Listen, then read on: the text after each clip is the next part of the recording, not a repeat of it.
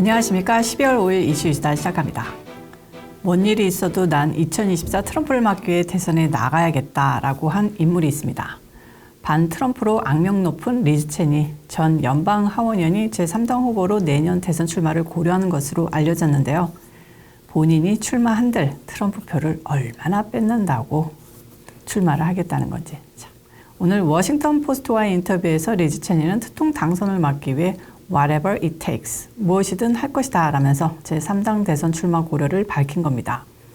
전직 대통령, 특히 특통을 못 잡아먹어서 안달인 체니는 몇 년 전만 해도 제3당 출마는 생각 없다라고 말했었는데요. 그런데 지금의 위험이 너무 커서 본인이 나가야 하나란 뉘앙스를 띈 겁니다. 아주 역적도 이런 역적이었는데요.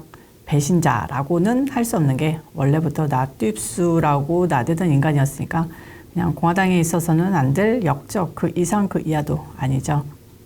인터뷰에서 한 말을 인용하자면 도널드 트럼프가 공화당을 계속 장악하고 있기 때문에 국내 민주주의가 위험에 처해 있다고 생각하며 국제적으로도 민주주의가 위험에 처해 있다고 생각한다라고 말했습니다. 체니가 출마한다면 바이든 표를 뺏어주는 셈이니까 출마를 한데도 특통을 맡기는커녕 도움이 될 수도 있겠다 싶은데요. 여러분 생각은 어떠신가요? 체니는 그러면서 만약 본인이 출마하지 않는다면 바이든을 지지할 것이다 라고 했습니다. 또한 인터뷰에서 이 나라에는 도널드 트럼프에게 백악관의 권위와 대통령직의 권위를 맡기기에는 너무 책임감 있는 유권자들이 대다수다. 따라서 2024년에 해야 할 일의 상당 부분은 그들과 대화하고 그들이 사실을 제대로 알고 있는지 확인하는 것이라고 생각한다고 말했습니다.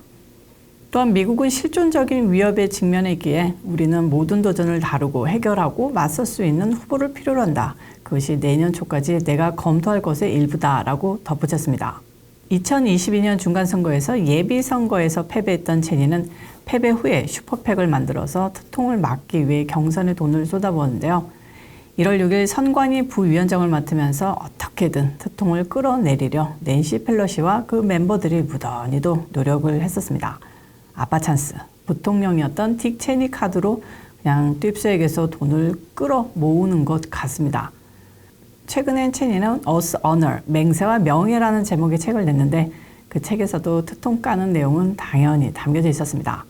체니의 아버지 딕 체니가 공화국을 지켜라 따라 네 언제나 그렇게 아빠 이런 내용부터 특통이 부땡 선거 때문에 대통령직을 상실했다 주장하지만 실제로는 2020년 대선 직후 자신의 패배를 인지했다 등의 말 같지도 않은 내용이 담겨져 있습니다. 체니는 1월 6일 하원 청문회에 참여해 1월 6일 의사당 투어 배우로 특통을 지목하며 비판에 적극 나섰던 사람인데 진짜 제3당 후보로 독자 출마를 할지 아빠백 찬스를 또 꺼냈을지 지켜보도록 하고 다음 수다로 넘어가겠습니다. 다음 소식입니다. 지난 11월 중간선거 버지니아에서 민주당이 공화당을 꺾을 수 있었던 이유가 바로 낙태 이슈를 쟁점화해서였던 것 예전 방송에서 다뤘었는데요. 이걸 재선하겠다고 나선 바이든이 복불복할 것이 유력합니다.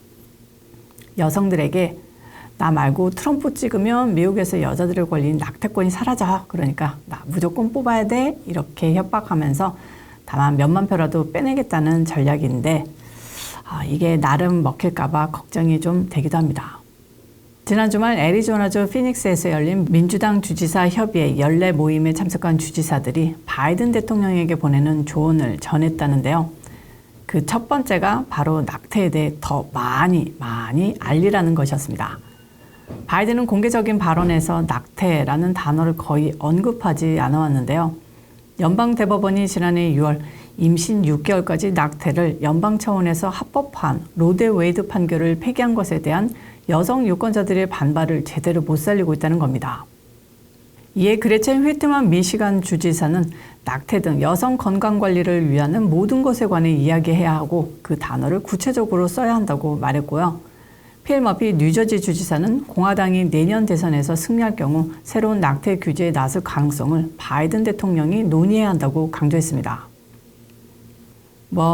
낙태 문제 하나로 바이든 인기가 되살아날 가능성은 매우 낮지만요.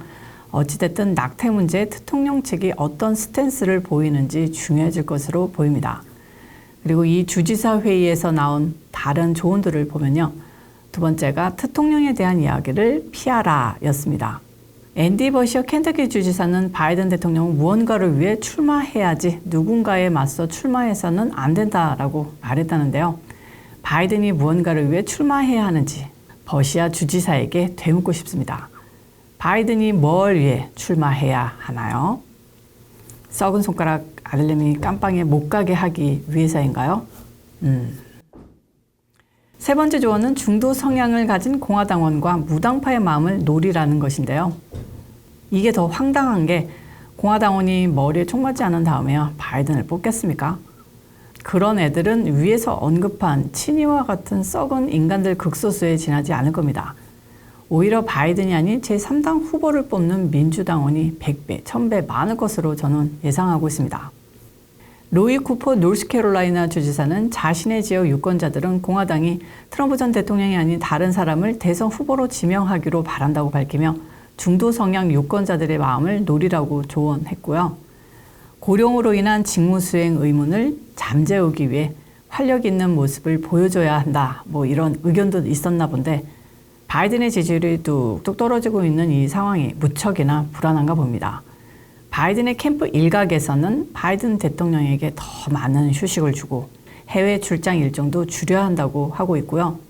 대선까지 남은 1년간 대통령을 고이 감싸서 넘어지지 않도록 해야 한다면서 법을 랩으로 싸서 조심시키려는 전략을 세우고 있다며 좌파 언론도 비꼬는 기사를 보도하기도 했습니다.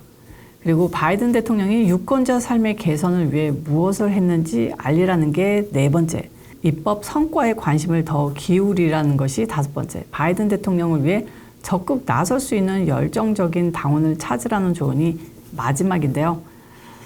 참 해줄 조언이 없었던 모양입니다.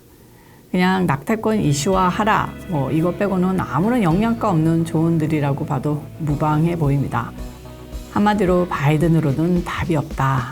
이게 민주당의 고뇌인 것 같은데 과연 어떻게 될까요? 이슈이스타는 바이든 대통령님을 차기 민주당 대선 후보로 무조건 미는 바입니다. 오늘의 이슈이스타는 여기까지고요. 시청해주셔서 감사합니다. 오늘도 변함없이 좋아요 꾹 눌러주시고요. 저는 다음 영상에서 찾아오도록 하겠습니다. 안녕히 계세요.